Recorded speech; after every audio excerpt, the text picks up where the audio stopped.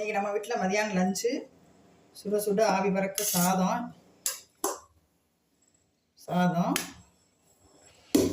பருப்பு சாறு, துவரம் பருப்பு சாறு சூப்பராக இருக்கும். துவரம் பருப்பு சாறு கெட்டியாக வச்சா தோசை, இட்லி, பூரி, சப்பாத்திக்கு ஊற்றிக்கலாம், அருமையாக இருக்கும். அதுக்கப்புறம் கத்திரிக்காய் பொடிக்கறி சூப்பராக செம்மையாக இருக்கும். நீங்களும் உங்கள் வீட்டில் செஞ்சு வந்துட்டு சாப்பிடுங்க, கமெண்டில் சொல்லுங்கள். வணக்கம். இன்றைக்கி நம்ம பார்க்க போகிறது மரிச்சுக்கட்டியான் யூடியூப் சேனலில் நம்ம வந்து பருப்பு சாறு, துவரம் பருப்பு சாறு எப்படின்னு பார்க்க போகிறோம். அதுக்கப்புறம் வந்து கத்திரிக்காய் பொடிக்கறி எப்படி செய்ய போகிறதுன்னு பார்க்க போகிறோம். வாங்க வீடியோக்குள்ளே போய் என்னென்ன தேவைன்னு பார்ப்போம். ஒரு கப்பு துவரம் பருப்பு, ஒரு பெரிய வெங்காயம், ஒரு தக்காளி, தாளிக்கிறதுக்கு ஜீரகம், மஞ்சத்தூள், கடுகுண்ண பருப்பு, கருவேப்பிலை. அதுக்கப்புறம் நம்ம அரைச்சி எடுக்கிறதுக்கு வந்து ஒரு அரை மூடி தேங்காய், 2 பச்சை மிளகா, அதுக்கப்புறம் சோம்பு, ஒரு ஸ்பூன் சோம்பு, கொஞ்சம் சிறிதளவு இஞ்சி. இதில் 3ஐயும் அரைச்சி ஊற்றணும். மிளகாய், இஞ்சி, சோம்பு, தேங்காய் இதெல்லாம் நம்ம அரைச்சி ஊற்ற போகிறோம். அதுக்கப்புறம் நம்ம வந்து கத்திரிக்காய் பொடிக்கறிக்கு நல்ல அருமையான கத்திரிக்காய் வருங்களேன். இது சூப்பராக இருக்கும், சாப்பிடும்போது டேஸ்ட்டாக இருக்கும். அந்த கத்திரிக்காய் ஒரு 1/2 கிலோ எடுத்திருக்கேன். அதுக்கப்புறம் 5-10 காஞ்ச மிளகாய் எடுத்திருக்கேன். 10 காஞ்ச மிளகாய் எடுத்திருக்கேன். அதுக்கப்புறம் 2 வரமல்லி எடுத்திருக்கேன். 2 ஸ்பூன் வரமல்லி எடுத்திருக்கேன். அதுக்கு 2 ஸ்பூன் வந்து கடலைப்பருப்பு எடுத்திருக்கேன். அதுக்கு அரைச்சி ஊற்றுறதுக்கு தேங்காய் துருவல் எடுத்திருக்கேன்.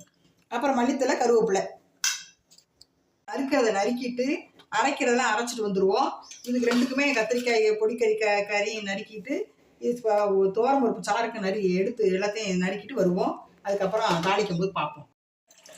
துவரம் பருப்பு சாருக்கு வந்து பருப்பு அந்த 1 கப்பு எடுத்து வச்சுருந்தோம்னா அதை குக்கரில் போட்டு நல்லா மைய கொடையை வேக விடுவோம். வேகட்டும். பருப்பு நல்லா அவிஞ்சிட்டு 5 நிமிஷம் நல்லா கொடையை வந்துருச்சு. இப்போ இறக்கிட்டு அதுக்கு அரைச்சிட்டு என்னென்ன குறைன்னு பார்ப்போம்.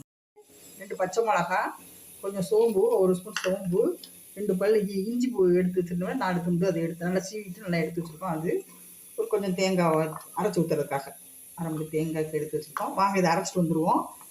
அதுக்கப்புறம் இப்போ வந்து நம்ம அரைச்சிட்டு வந்துட்டோம். துவரம் பருப்பு சாருக்கு வந்து நம்ம அரைச்சிட்டு வந்துட்டோம். எடுத்துகிட்டு போனோம் அப்படின்னா அதெல்லாம் அரைச்சிட்டு வந்துட்டோம். இப்போ வந்து இது இருக்கட்டும். நம்ம வந்து இந்த கத்திரிக்காய் பொடிக்கறிக்கு வந்து நம்ம அந்த வறுக்கிறத வறுத்துக்குருவோம். வாங்க வறுப்போம். மல்லி போட்டுருக்கோம். அதுக்கப்புறம் கடலைப்பருப்பு 2 ஸ்பூன் எடுத்தோம். அதுக்கப்புறம் 10 மிளகாய் எடுத்துருக்கோம். அதையும் போட்டு நல்லா பொன்னிறமாக மணக்க வறுக்கணும். நல்லா இப்படி வறுத்துக்கணும். நான் வந்து பொடி வந்து கடையிலலாம் வாங்க மாட்டேன், வீட்டு பொடி தான் வச்சு யூஸ் பண்ணுவேன். நம்ம வீட்டிலேயே செஞ்சு தயாரிக்க ரொம்ப உடம்புக்கு நல்லது. கடையில் கெமிக்கல்லாம் போட்டு அஜினமோட்டோ போட்டு ருசி வர்றதுக்கு அதெல்லாம் போட்டு பொடியெலாம் போட்டு செய்கிறாங்க. நான் எப்போவுமே வீட்டு பொடி தான் யூஸ் பண்ணுவேன். வீட்டில் காலி ஆகிறதுக்கு 1 வாரத்துக்கு முன்னாடியே நான் வந்து பொடி அரைச்சிடுவேன். நீங்களும் அதை மாதிரி செஞ்சு வச்சுக்கோங்க. இந்த பொன்னிறமாக நல்லா வறுத்துருச்சு. இந்த மாதிரி செவக்க வறுக்கணும். அப்போ வந்து பொடி மாசம் நல்லா கலர்ஃபுல்லாக இருக்கும். இந்த வறுத்துட்டோம். இது ஆறட்டு கொஞ்சம்.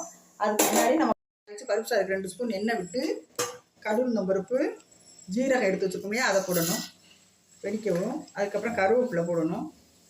கருவேப்பிலை போட்டு நம்ம எடுத்து வச்சுருக்க வெங்காயம் நல்லா வெடிக்கட்டும். நம்ம எடுத்து வச்சுருக்க வெங்காயம் நல்லா வதங்கணும். பொன்னிறமாக அவன் எந்த சமைக்கும் போதும் வெங்காயம் சாப்பாடு நல்லா வதங்கிடணும். அப்போ தான் அந்த டேஸ்ட்டு கொடுக்கும். குழம்பாக இருந்தாலும் பொரியலாக இருந்தாலும் எல்லாத்துக்கும் வந்து நல்லா வதக்கிடணும். பிரியாணியாக இருக்கும்போது பிரியாணிக்காக ரொம்ப வதக்கணும். அப்போ தான் டேஸ்ட்டாக இருக்கும். நல்லா வதக்கிடணும். இது நல்லா வதங்கட்டும். தக்காளி போட்டு நல்லா வதங்கின உடனே வதங்கிருச்சு. சரியா, நல்லா வதங்கிருச்சு. வெங்காயம் நல்லா வதங்கிருச்சு. நான் கண்ணாடி பார்த்து வந்துடுச்சு. தக்காளியை போட்டோம். அடுத்து சிம்மில் வச்சுட்டு கொஞ்சம் ஓரளவு உப்பு, அப்புறமா 1 டீஸ்பூன் மஞ்சத்தூள், ஒரு லைட்டாக மஞ்சத்தூள் அதையும் போட்டு நல்லா கிண்டிட்டு தக்காளி நல்லா வதங்கணும். நல்லா தக்காளி வதங்கிடணும். வதங்கிட்டோன்னா தக்காளி நல்லா வதங்கிட்டு இருக்கட்டும். தக்காளி வதங்கிட்டு அதுக்கப்புறம் நம்ம கத்திரிக்காய் பொடிக்கறிக்கு அரைச்சிடுவோம். அதை அரைப்போம். அதுக்கடையில் இந்த பருப்பு வந்து நம்ம ஆறிச்சு. இந்த கத்திரிக்காய் பொடிக்கறிக்கு நம்ம இதை அரைச்சிட்டு வந்துடுவோம்.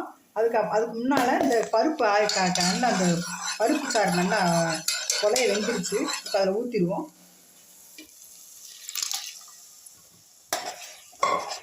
ஊற்றி ஒரு டம்ளர் நமக்கு தேவையான அளவு தண்ணி தண்ணி ஊற்றி கொஞ்சம் நேரம் ஒரு கொதிக்கு வரட்டும். மூடி போட்டு மூடிடுவோம், ஒரு கொதி வரட்டும். அதுக்கப்புறம் நம்ம போய் அரைச்சிட்டு வந்துடுவோம். சரிவா? நல்லா கூச்சிருச்சு. நம்ம அரைச்சி வச்சிருக்க முடியல, இஞ்சி, சோம்பு, பச்சை மிளகாய், தேங்காய் அதை ஊற்றிடணும். அதை ஊற்றி ஒரு கொதிக்கட்டும். அதை ஊற்றி ஒரு கொதிக்கட்டும். இதை அங்கிட்டு வச்சுட்டு நம்ம கத்திரிக்காய் பொடி கறிக்கு நம்ம பாப்பா இதை அந்த அடுப்பில் தூக்கி வச்சுட்டு இதில் கத்திரிக்காய் பொடிக்கு வந்து சட்டியை காய வச்சுருக்கேன். கத்திரிக்காய் பொடி கறிக்கு சட்டியை காய வச்சு 2 ஸ்பூன் எண்ணெய் விட்டுருக்கோம். எண்ணெய் விட்டுட்டு எண்ணெய் காஞ்சிருச்சு. இப்போ கடுகு உருப்பு மட்டும் போடுவோம். கடுகு உருப்பு போட்டுட்டு நம்ம கத்திரிக்காய் நறுக்கி வச்சோம் இல்லையா, அதை கொஞ்சம் மஞ்சத்தூள் போட்டு நறுக்கி சின்ன சின்னதாக நறுக்கணும். சின்ன சின்னதாக நறுக்கணும்.